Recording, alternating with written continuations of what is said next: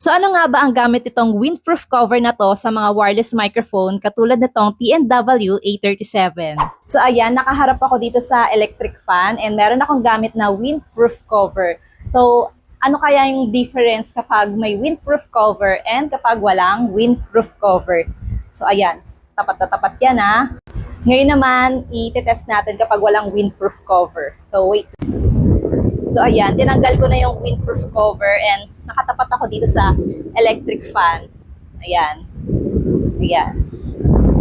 So tignan natin kung anong difference. So yun yung difference kapag may windproof cover at kapag wala namang windproof cover. Napaka-useful nitong windproof cover sa mga wireless microphone katulad nitong TNW A37 kasi pinipigilan niya yung malakas na tunog mula sa hangin. And lalo na sa mga outdoor recordings o kaya sa mga live performances. So, very useful nitong windproof cover na to. So, kapag umorder kayo nitong TNW A37 na dual microphone, meron na siyang kasamang dalawa ring windproof cover.